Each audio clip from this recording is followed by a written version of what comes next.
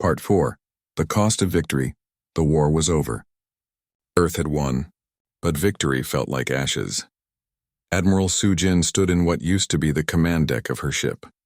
Half of it was missing now, open to space, covered with emergency seals. She looked down at Earth through the damaged hull. From orbit, you could see the scars, cities that glowed orange with fires that still burned, coastlines changed by orbital bombardment, clouds that were the wrong color from all the destruction. 1.2 billion people were dead. 1,200,000,000. The number was too big to understand, too big to feel. She had saved Earth, but she couldn't save them. Admiral, her communications officer, called out, "We're getting reports from across the galaxy. Vakrine colonies are experiencing rebellions. The subject species are rising up." Sujin turned. "What?" "They watched us fight, ma'am. They watched us win. Now they want their freedom too." For the first time in weeks, Sujin smiled. Their sacrifice had meant something. Not just for Earth, but for hundreds of worlds suffering under Vakrine rule. On Earth, Colonel Taesung walked through Seoul, the city where he was born, where his family had lived for generations. Half of it was rubble now. His family home was gone. His parents had evacuated in time, but everything else was just gone. A young soldier approached him. "Sir, the council is ready, the council." Earth's new unified government, formed in crisis, now trying to figure out what came next. Taesung took a deep breath and headed to the meeting. The council chamber was actually a reinforced bunker. Representatives from every nation sat around a large table. President Jae-hyun, formerly South Korea's Minister of Defense, had been elected in Earth's first planetary vote. She looked tired. Everyone looked tired. "We have a decision to make," Jae-hyun said. "Supreme Commander Zelvith is in custody. The remaining Vakrine forces are requesting safe passage to leave our system. The Galactic Council has sent a delegation to mediate. We need to decide what happens next." "We execute him," one representative said bluntly. "He ordered the deaths of billions." "No," Dr. Hana said. She was there too now, advisor to the Council on Scientific Matters. "We put him on trial, broadcast it to the galaxy. Let everyone see what the Vakrine Empire really is." Taesung spoke up. "A trial would be unprecedented. No one has ever put a Vakrine commander on trial. It would change everything." "Good," Hana replied. "Everything needs to change." The council voted. The trial would happen. 3 weeks later, the Galactic Council delegation arrived. 6 ships carrying diplomats from different species. They landed at the designated site, a flat area that used to be a park in Geneva. Now it was just empty ground surrounded by ruins. Council observer Ilmoth was the first to step out. He walked slowly, carefully, looking at the destruction around him. Human soldiers stood guard, their weapons a mix of human and captured alien technology. They watched the aliens with hard eyes. Captain Dae-won met the delegation. He wore a uniform that was burned and patched. He had a scar across his face from a piece of shrapnel. He looked like someone who had been through hell and survived. "Welcome to Earth," Dae-won said. Ilmoth studied the human. "I am sorry we did not come sooner." "Are you? Or are you sorry we won?" Dae-won's voice was calm, but his words were sharp. "Your council voted not to help us. You watched us die and did nothing. We have laws," Ilmoth began. "You have excuses," Dae-won interrupted. "You let the Vakrine conquer 300 worlds because intervention was inconvenient. Because it would disrupt your precious order." Ilmoth had no response to that. What could he say? The human was right. The trial began a week later. It was held in an open field. Cameras from every nation on Earth recorded it. Mina made sure it was broadcast across the entire galaxy. Every species with access to galactic communications could watch. Supreme Commander Zelvith stood in a simple cage. No chains, no guards close enough to touch him. Just a clear statement. Humans were not afraid of him anymore. Dr. Hana served as the chief prosecutor. She stood before the Galactic Council's mediators and presented evidence. 300 worlds conquered. Billions killed or enslaved. War crimes spanning 4 centuries. The Vakrine Empire claims they brought order to the galaxy, Hana said. They call their conquest integration. But these are lies. They are conquerors, slavers, murderers. She pulled up holographic displays. Videos from conquered worlds. Species forced into labor. Rebellions crushed. Children taken from parents. The evidence was overwhelming. Zelvith was allowed to speak. His defense was simple. "I followed orders. I served my empire. This is what empires do. Then empires are wrong, Hana replied, and we will not let yours continue. The trial lasted 3 weeks. In that time, something happened that the Galactic Council never expected. Public opinion turned. Species across the galaxy watched the trial and started asking questions. Why did the Council allow this? Why did they do nothing? On HFY the Empire was collapsing. The Emperor had been overthrown. Civil war erupted between different factions. Some wanted to continue the old ways. Others wanted peace. Many just wanted to survive. Counselor Shalara, who had argued for helping Earth, spoke to the Council. We must intervene. The HFY Empire is falling apart. Without guidance, it could destabilize the entire sector. Why should we help them? Another counselor asked. They brought this on themselves. Admiral Sujin was invited to speak to the Galactic Council. She stood in their ancient chamber, a human among aliens, and spoke truth to power. The HFY Empire hurt you too, she said. You were afraid of them. That's why you did nothing. You let them conquer because you feared being next. That fear made you weak. It made you complicit. The council was silent. But the HFY people are not all guilty, Sujin continued. Many were just following orders. Many were born into a system they didn't create. If we let them fall into chaos, millions more will die. Is that justice? Or is it just revenge? President Jae-hyun made an announcement that shocked Earth and the galaxy. We will send aid to the HFY worlds, food, medicine, engineering support. Not for the Empire, for the people. The announcement caused uproar. Many humans were furious. They tried to exterminate us. Protesters shouted. Why should we help them? Colonel Tae-sung explained it in a global broadcast. Because we are better than they are. We don't conquer. We don't enslave. We don't punish the innocent for the crimes of their leaders. If we become like the HFY, then what did we fight for? Not everyone agreed. But enough did. The aid convoys launched. Lieutenant Jun-ho led one of the security teams protecting the convoy. His ship landed on a HFY colony world experiencing famine. The locals stared at him with fear and confusion. The human who had killed so many of their soldiers was now bringing them food. Why?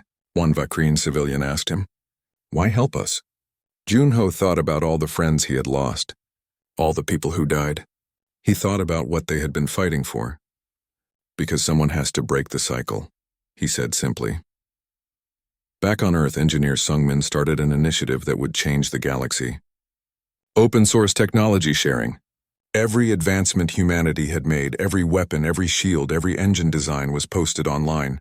Free for anyone to use. Knowledge should be free, he said.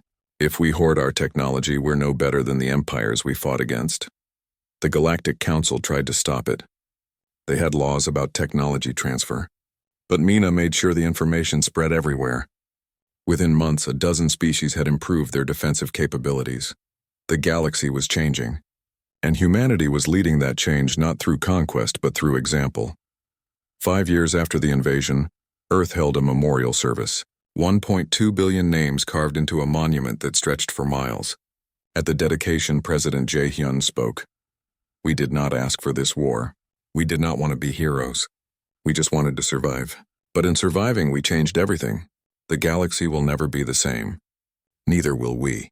We remember those we lost. We honor their sacrifice. And we promise to build a future worthy of their memory.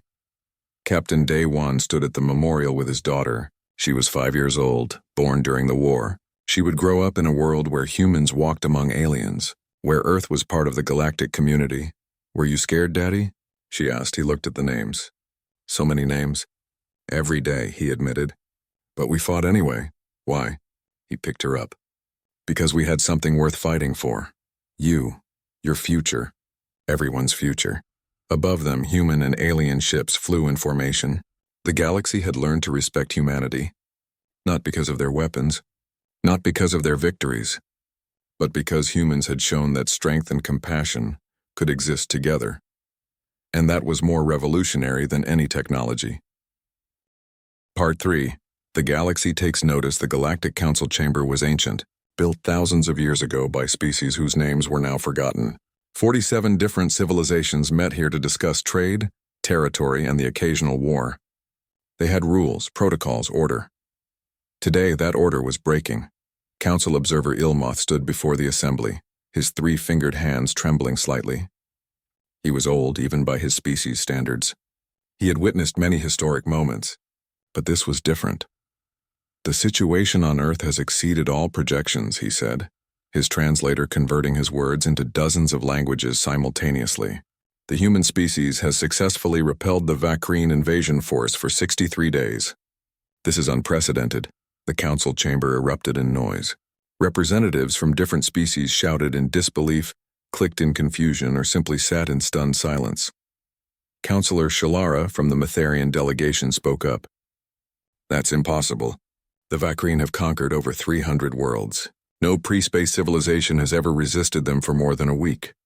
Ilmoth pulled up a holographic display. It showed Earth, covered in battle scars but still intact. It showed Vakrine ships burning in orbit. It showed human soldiers using captured alien weapons against their former owners. The impossible is happening, Ilmoth said quietly, and we must decide what to do about it. Councillor Temex, representing one of the older species in the council, shook his head. We do nothing. The humans are pre-space. Our laws forbid interference with pre-space civilizations. This is their fight, but they're dying, Shalara protested. Millions have already been killed. And if we interfere, the precedent we set will disrupt 10,000 years of galactic law, Temex replied. We observe. We do not act, the council voted. 28-19. Earth would receive no help, but the galaxy was watching anyway. Across hundreds of worlds and thousands of data networks, information about Earth spread like fire. Smugglers and traders carried the stories. Diplomatic channels leaked classified reports. And slowly, a picture formed of something terrifying and strange. Xenobiologist Tarek published an analysis that went viral across galactic networks. She had studied humanity from afar, pulling together every piece of data available. What she found shocked the scientific community. Earth is classified as a Class 12 death world, she wrote. The highest danger rating. Ice ages that would kill most species. Predators that evolve to hunt in packs. Diseases that mutate faster than medicine. Natural disasters that occur randomly and frequently. The humans didn't just survive this planet. They conquered it completely. Then they looked to the stars because Earth wasn't challenging enough. She continued. They are persistence predators. In their natural state, humans can run for days without stopping. They can survive injuries that would kill most species. They can eat foods that are toxic to others. They evolved in constant competition with their own planet. The Vakrine attacked a species for whom impossible odds is just another Tuesday. The report included videos from Earth, humans fighting with broken weapons, soldiers charging alien positions knowing they would die, engineers building weapons from garbage, hackers breaking into systems more advanced than anything on Earth. One video showed Lieutenant Junho's unit taking down an alien walker using rope, explosives, and what appeared to be a construction vehicle. The tactic was ridiculous. It shouldn't work. But it did, because humans didn't care if something was supposed to be impossible. The galaxy began to understand something terrible. Humans weren't strong because they had good technology. They were strong because they refused to accept defeat. That was so much worse. On Vakrine Prime, the imperial capital, Emperor Velkoth received reports with growing rage. The Earth situation had become an embarrassment. Other species were questioning Vakrine superiority. Client states were becoming difficult. Rebellions had started on 3 conquered worlds. Send the Grand Fleet, the Emperor commanded. His advisors were silent. The Grand Fleet was 40% of their entire military, 2,400 warships. It had never been deployed to conquer a single planet. It was meant for wars against other spacefaring empires. My Emperor, one advisor said carefully, perhaps we should negotiate. Send the fleet, Velkoth roared. The Vakrine Empire does not negotiate with primitives. Supreme Commander Zelvith was given command. He was the finest military mind in the Empire. He had never lost a battle, never retreated, never failed. As he reviewed the Earth data, he felt something unfamiliar. Not fear. Not exactly. Concern. These humans use irregular warfare, he said to his officers. They don't follow standard tactical doctrine. Every battle is different. They adapt constantly. This will not be a simple conquest. His second officer nodded. How should we proceed? Zelvith studied the maps of Earth. We end this quickly. Overwhelming force. We destroy their ability to resist in a single massive strike. On Earth, humanity knew the Grand Fleet was coming. Mina had intercepted the orders weeks ago. Every human on the planet knew that the largest military force in Vakreen history was heading their way. Dr. Hana stood in a secret facility on the moon. Around her, engineers and scientists from every nation worked together on humanity's secret weapon. They called it Project Prometheus. The mass drivers are operational, Sungmin reported. He had been relocated to the moon base 3 weeks ago. We can launch kinetic impactors at nearly 0.03 light speed. Hana ran the calculations again. We've turned the moon into a weapon. A very big, very powerful weapon. Will it be enough? Sungmin asked. Hana looked at Earth hanging in the sky above them. Her home, her family was down there. It has to be. Captain Day One had a new command. The captured Vakreen destroyer had been renamed Defiance. Human engineers had spent weeks learning its systems. The crew was a mix of astronauts, fighter pilots, and gamers who had proven surprisingly good at flying alien spacecraft. This is insane, his first officer said, looking at their mission orders. We're supposed to attack the Grand Fleet with 1 ship? No, Day One corrected. We're supposed to attack it with 12 ships, he smiled. Still insane, though. The makeshift fleet consisted of captured alien vessels and human-built hybrids. They weren't pretty. They weren't standardized, but they worked. Human innovation had taken alien technology and made it better in ways the Vakreen never imagined. Colonel Tae-sung coordinated the defense from Earth. They had one advantage. The Vakreen had to come to them. Humans could choose the battlefield, choose when to fight and when to retreat. Guerrilla warfare on a planetary scale. They'll try to end it quickly, he said during a global commanders meeting. Massive bombardment from orbit. They want to break our will to fight. Admiral Su Jin, recovered from her injuries, responded from her new command ship. Then we don't let them sit in orbit peacefully. We make every moment in Earth space cost them ships. The Grand Fleet arrived 6 days later. It was massive, intimidating. The largest concentration of military force the galaxy had seen in centuries. Every screen on Earth showed the ships appearing in formation, dark and angular against the stars. For a moment, humanity was silent. This was it. The final battle. Win or die. Then Mina broadcast a message, not to Earth, to the Vakreen fleet, in their own language. You should have stayed home. The battle began, and the galaxy watched in horror as the impossible happened again. Human ships attacked from the moon. Kinetic impactors launched at impossible speeds. The Vakreen shields held against energy weapons. But pure mass at relativistic speeds was different. Basic physics became humanity's weapon. Lieutenant Junho led ground forces in defending cities against landing parties. But this time humans had captured alien weapons. Captured armor. They used Vakreen technology against Vakreen soldiers. The battle lasted 6 days. 6 days of constant fighting. Earth lost New York to orbital bombardment. Mumbai was partially destroyed. Jakarta burned, but the Vakreen lost 800 ships. On day 6, Supreme Commander Zelvith made a decision. He would lead a landing force personally, take the human command center, end this war through direct action. He landed near what remained of Seoul. His elite guard surrounded him. They advanced toward the bunker where they believed human leadership was hiding. Lieutenant Junho and his team were waiting. The ambush was perfect. The Supreme Commander's guards fell, and Zelvith found himself on his knees, a human weapon pointed at his head. Surrender, Junho said in broken Vakreen. Zelvith looked at the young human, saw the exhaustion, the determination, the absolute refusal to quit, and he understood what his empire had unleashed. I surrender. Mina didn't just broadcast the surrender to Earth. She hacked the Vakreen Ansible network. Every Vakreen world, every ship, every soldier. They all saw their Supreme Commander on his knees before a human soldier. She added one final message. Leave our planet, or learn what humans do when we stop being nice. Part 2, Escalation. 3 days into the invasion, Dr. Hana hadn't slept. She didn't need to, not yet. Not while there was work to do. The alien drone sat on her table in pieces, its inner workings exposed like the organs of a strange mechanical creature. Around her, scientists from 20 different countries worked together, sharing data in real time. The shield generator operates on a rotating frequency, she said into her headset. Teams in America, China, India, and Brazil listened carefully. Every 0.3 seconds it changes. But there's a pattern.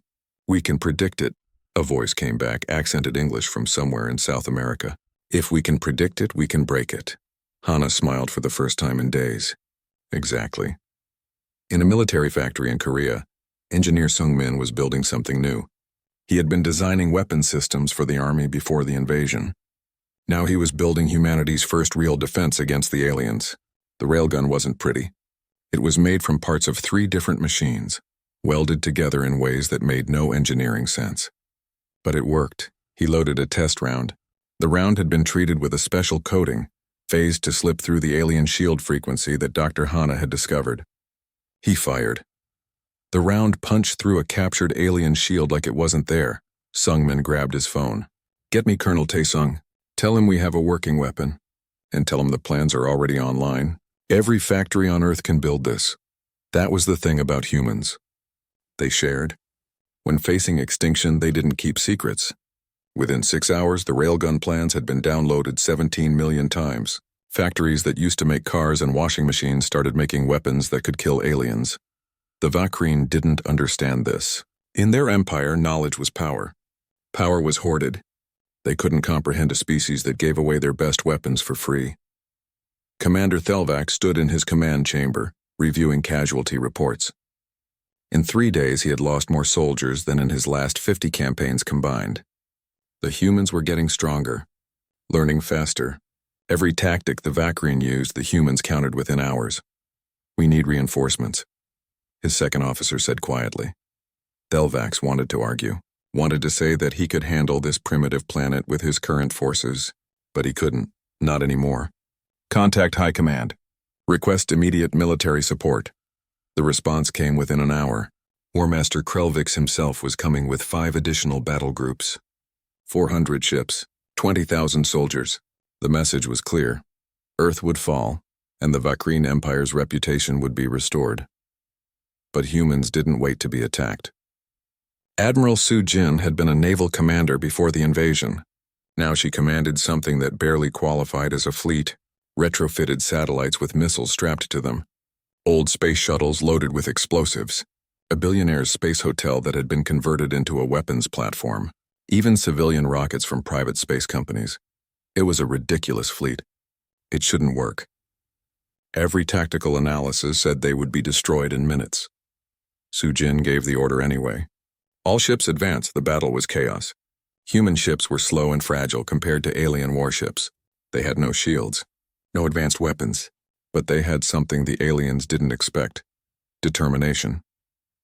A pilot named Kyung-soo flew a retrofitted satellite into the side of an alien cruiser. His final transmission was simple: for Earth. The explosion took out the cruiser's engine. Another pilot, a woman named Bo-Ra, used her ship's reactor as a bomb. She aimed directly at an alien flagship's bridge and accelerated. The aliens tried to shoot her down, but she was too close, too fast. Her ship pierced the flagship's hull.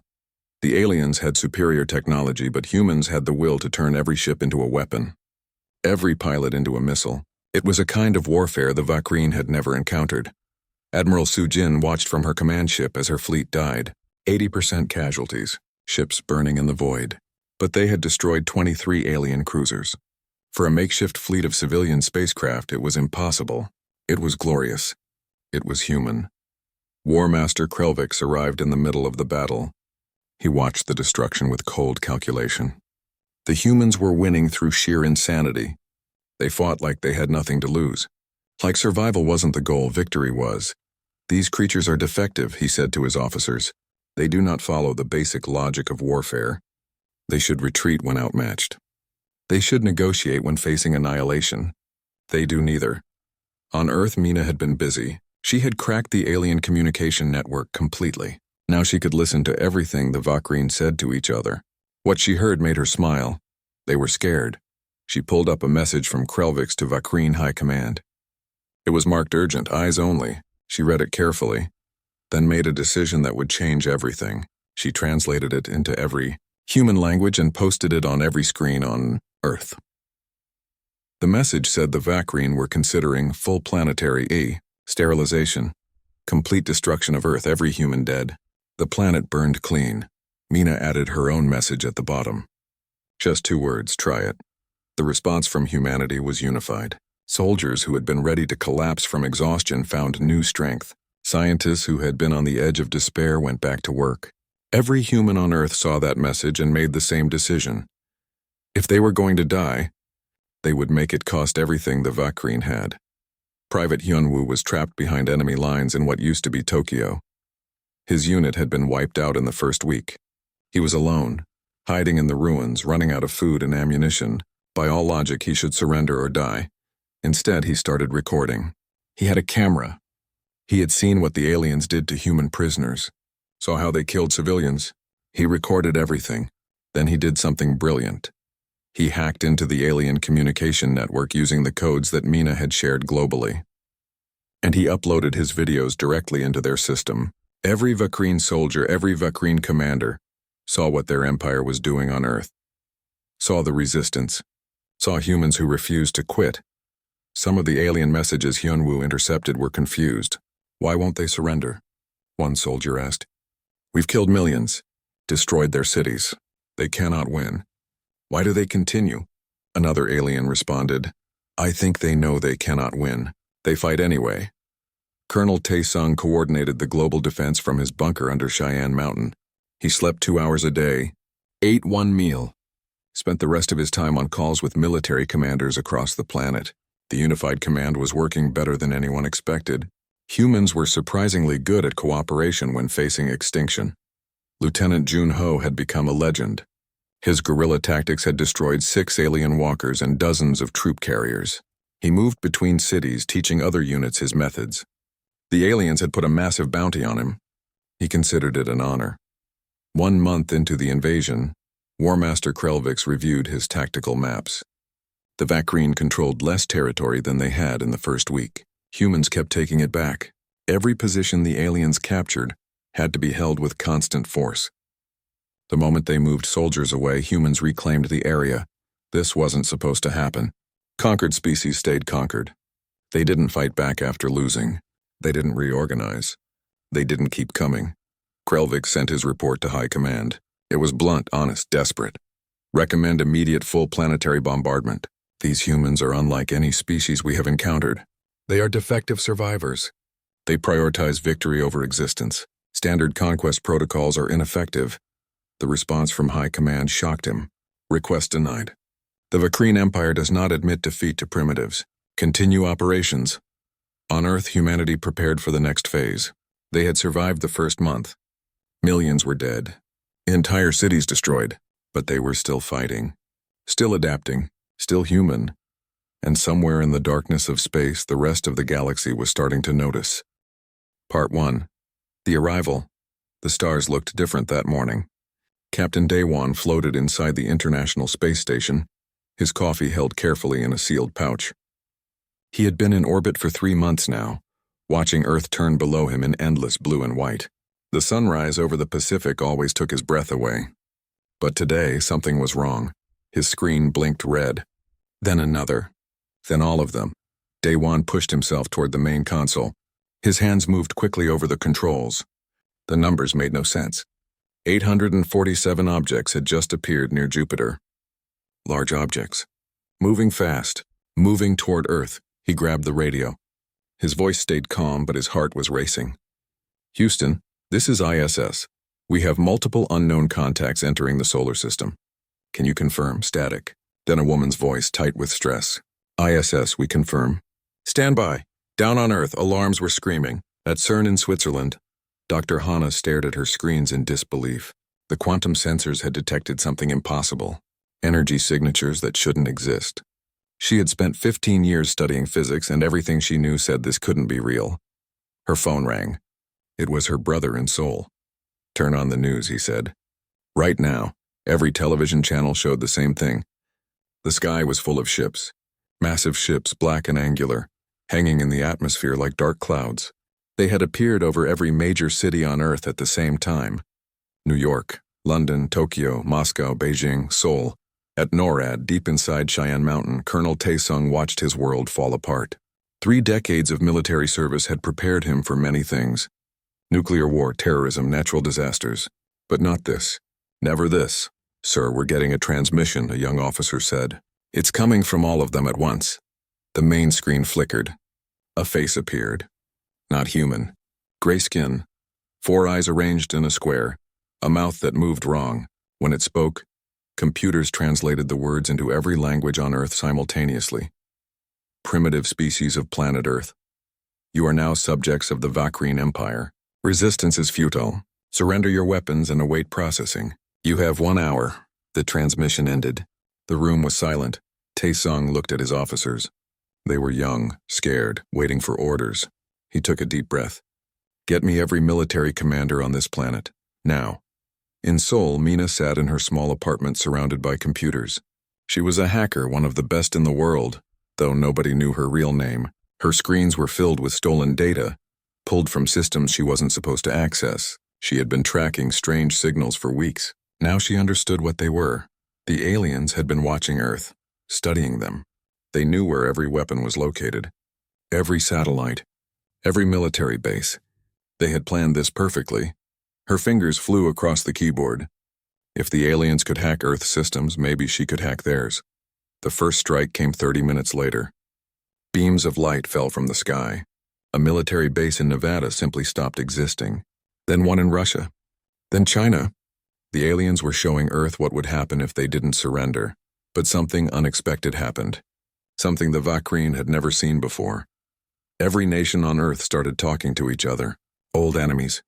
Ancient rivals. Within an hour, they formed a single unified response. Every leader on Earth appeared together on screen. They had one message for the Vakrine. No. Commander Thelvac stood on the bridge of his flagship staring at the transmission in disbelief. In 312 conquests, he had never seen this. Primitive species always surrendered, always. They saw the ships. They saw the power. They gave up. Analysis, he commanded. His second officer spoke carefully. They are organizing a defense. All their military units are coordinating. Their computer networks are merging. Commander, they are preparing to fight. Thelvax felt something he hadn't felt in decades. Concern. Deploy ground forces. Standard suppression protocol. The landing ships descended. Warriors of the Vakrine Empire, veterans of countless battles armed with weapons that could cut through steel like paper. They expected terrified primitives. They expected easy victory. They found Lieutenant Jun Ho instead. Jun Ho had been a soldier for 8 years. He knew he was probably going to die today, but he also knew something the aliens didn't. Humans had been killing each other for thousands of years. They were very good at it. His unit waited in the ruins of what used to be a shopping mall. The alien walker came around the corner, massive and unstoppable. Its shields glowed blue. Its weapons charged. Junho smiled. He pressed the detonator. The explosives weren't fancy. Fertilizer and fuel oil. The same thing terrorists had used for a century. But Junho had placed them carefully. The walker's shields protected against energy weapons. They weren't designed for a parking garage collapsing on top of them. The walker fell. Human soldiers poured out of hiding, firing weapons that shouldn't have worked but did because humans were creative when they needed to be. Around the world, similar stories played out. Humans didn't fight fair. They used ambushes, traps, guerrilla tactics. They hid among civilians. They struck and vanished. They used the aliens' own weapons against them. By nightfall, Commander Thelvax had lost 47 soldiers. In 3 centuries of conquest, he had never lost a single soldier on day 1. Captain Day 1 watched it all from orbit. The ISS wasn't armed. It wasn't a military station. But Mina had sent him something. A virus. Something she had pulled from the alien systems. Houston, he said quietly, I'm going to try something stupid. He aimed the ISS at the nearest alien ship. Used the emergency thrusters. The station wasn't fast, but it was big. And the alien ship wasn't expecting a space station to be used as a weapon. The collision wasn't much. Barely damaged the alien ship's shields, but it sent a message. Humans would use anything. Sacrifice anything. Dr. Hana sat in her lab surrounded by pieces of a crashed alien drone. Her team had pulled it from a battlefield in Germany. She had 6 hours of work ahead of her and no idea if any of them would survive the night. But she started anyway. Because that's what humans did. They adapted. Commander Thelvac sent his first report to Vakrine High Command. His hand shook slightly as he recorded it. The Earth species is resisting. Casualties are higher than projected. Requesting additional support, he deleted the message. Rewrote it. deleted it again.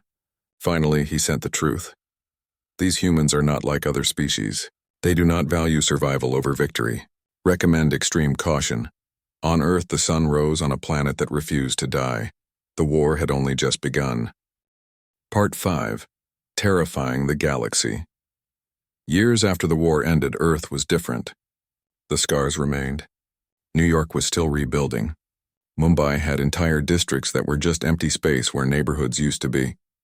But humanity had done what humans do best. They adapted. They rebuilt. They moved forward. Captain Dewan, now Admiral Dewan, stood on the bridge of the Earth Defense Force flagship Determination. It was a new class of ship. Human engineering combined with alien technology, but improved. Faster, tougher, more efficient. The crew was mixed now. Humans and aliens working together. The galaxy was changing. "Admiral, we have a distress call," his communications officer reported. "It's from the Metherian colony on Theta Proxima. They're under attack by the Rectal swarm." Dewan pulled up the data. The Metherians were peaceful. Scientists and artists. They had no military. The Rectal swarm was a hive mind species that consumed entire planets. The Galactic Council knew about the attack. They had been debating what to do for 3 weeks. "How far away are we?" Dewan asked. 18 hours at maximum speed. Dewan didn't hesitate. "All ships set course for Theta Proxima." Maximum speed. Battle stations. His first officer looked concerned. "Sir, we haven't received authorization from the Council. Officially, this isn't our problem." "Then officially, I didn't hear you," Dewan replied. "Those people need help. That's all the authorization I need." On the science vessel Curiosity, Dr. Hana received the same distress call. She was now Captain Hana, commanding a ship full of scientists and researchers. They studied alien cultures, shared technology, helped where they could. "Plot a course," she ordered, "and get me Lieutenant Junho." Junho was on a transport ship nearby. He commanded a marine unit now, mixed species. Humans, reformed Vakreen, and volunteers from a dozen worlds. They trained together, fought together, trusted each other. "We're going in?" Junho asked when Hana contacted him. "We're going in," she confirmed. The human fleet arrived at Theta Proxima before the Galactic Council finished voting on whether to intervene. They found the Metherian colony surrounded by Rectal ships, millions of insect-like creatures swarming across the planet's surface. "This is Admiral Dewan of the Earth Defense Force to all Rectal vessels. You have 30 seconds to retreat. This is your only warning." The Rectal didn't retreat. They never did. They were a hive mind. They didn't understand diplomacy. Only consumption. "Open fire," Dewan ordered. The battle was brutal. The Rectal had numbers. Thousands of small ships. Tens of thousands of ground forces. But humanity had learned. They coordinated perfectly. Used tactics the Rectal had never seen. Captain Hana's science vessel wasn't built for combat, but she used it anyway. Her team had developed sonic weapons that disrupted the Rectal hive mind. The frequency made them confused, disorganized. Lieutenant Junho led the ground assault. His Marines landed in drop pods, mixed species teams fighting together. They had one advantage. The Metherians knew their own planet. They guided the Marines to strategic positions, showed them where the Rectal were gathering. The Rectal had never faced combined human-alien tactics. They had never faced species that actually worked together. In 6 hours, the swarm was broken. The survivors fled. The Metherian leader, an elderly scientist, approached Admiral Dewan after the battle. "Why did you help us?" "We have nothing to offer Earth, no resources, no strategic value." Dewan looked at the Metherian city, damaged but intact, people alive because humans had arrived. "You needed help," he said. "That's reason enough." The rescue spread across galactic news networks. Humans had intervened without council approval, without payment, without any benefit to themselves. They just helped because it was right.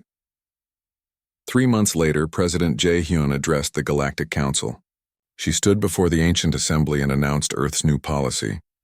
"We will defend any peaceful species threatened by aggression. We will share our technology freely with those who will use it to protect, not conquer. We will not ask permission. We will not wait for votes. We will act." Councillor Temex was outraged. "You cannot simply ignore 10,000 years of galactic law." Jae-hyun looked at him calmly. "We just did. The question is, what are you going to do about it?" The council was silent. What could they do? Earth had proven they could defend themselves. They had allies now. Species they had helped, species they had freed from the Vacrine. Earth wasn't breaking the Council's laws out of malice. They were breaking them because the laws were wrong. Councillor Shalara stood up. I propose we reform our intervention policies. The human approach is reckless, but they are not wrong. We have hidden behind non-interference for too long. The vote was close, 24 to 23, but it passed. The Galactic Council would reform, would become more active in protecting vulnerable species, all because humanity refused to follow unjust rules. On Vacrine Prime, the Civil War was ending. Colonel Taesung had been working as Earth's chief diplomat to the Vacrine worlds. It had been difficult. Many Vacrine still hated humans. Many humans still hated Vacrine. But slowly, carefully, he built bridges. We don't want your empire back, he told the newly elected Vacrine Civilian Council. We want you to have a chance to be better, to choose peace instead of conquest. The Vacrine were struggling with the concept. Peace had never been their way. But they were learning, slowly, with help from the species they had once oppressed. Engineer Sungmin's technology initiative had changed the galaxy. 12 species had upgraded their defensive systems using open-source human designs. 6 had developed their own improvements and shared them back. Technology was advancing faster than ever because knowledge was free. The old empires hated it. They had controlled technology to maintain power, but they couldn't stop it. Mina made sure of that. She had built a galactic information network that couldn't be censored. Free speech across the stars. Information wants to be free, she said in an interview. So do people. We're just helping both. 5 years after the war, Earth had become the most influential power in the galaxy. Not the strongest militarily, not the richest economically, but the most respected. And the most feared. Admiral Daewon met with Council Observer Ilmoth at a diplomatic station. They had become friends, oddly enough. Ilmoth had changed since the war, become more active, more willing to challenge the status quo. Your species terrifies us, Ilmoth said over drinks, not because you're warriors. We have warriors. The Vacrine are warriors, but you are warriors who refuse to just be warriors. I don't understand, Daewon said. Ilmoth gestured at the star charts on the wall. You're scientists, artists, dreamers, teachers. You explore. You create, you help. But when necessary, you become something terrifying. You switch from building to destroying and back again without losing yourselves. He took a drink. The galaxy has never seen that before. Species are either peaceful or aggressive, but humans are both. That's what terrifies us. Daewon thought about it. Is that bad? No, Ilmoth said quietly. It's exactly what the galaxy needs right now. There are threats out there. Ancient species that the Council has been too afraid to confront.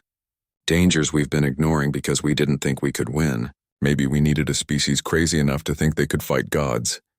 Private Hyunwoo was a civilian now. He had served his time, earned his medals, and gone home. He lived in the rebuilt city of Seoul with his wife and daughter. His daughter was in school, learning alongside human and alien children. It was normal now. She asked him about the war sometimes. Kids were curious. Were you scared, Dad? Every time she asked, he gave her the same honest answer. Terrified. Every day. Then why did you fight? He thought about his friends who didn't make it home. Thought about the planet they had saved. Thought about his daughter growing up in a galaxy that was better because humans had refused to quit. Because running scared and fighting scared are two different things. We were scared, but we fought anyway. That's what humans do. Above Earth, the orbital shipyards were busy. New ships were being built. Mixed crews trained together. The Earth Defense Force was growing. But it wasn't just Earth anymore. It was a coalition. Species that had been enemies working together. Species that had been conquered finding freedom. Admiral Sujin commanded the humanitarian fleet now. They responded to disasters across the galaxy. Earthquakes, floods, famine. When crisis struck, human ships arrived with supplies and aid. They didn't ask for payment. Didn't demand loyalty. Just helped. Why do you do this? A rescued alien child asked her once. Sujin knelt down to the child's level. Because when we needed help, no one came. We don't want anyone else to feel that alone. The Galactic Council had reformed completely. New members. New rules. New purpose. They called it the New Council. Earth had a seat now. So did former Vacrine subject worlds. So did species that had been ignored before. The old counselors complained, said things were moving too fast, that change was dangerous. But they were outvoted now. The galaxy was changing whether they liked it or not. 10 years after the invasion, a memorial stood in the rebuilt heart of Sol. 1.2 billion names. One for every human who died. At the top, an inscription that had become famous across the galaxy. They came for Earth expecting prey. They found humans. The galaxy will never make that mistake again.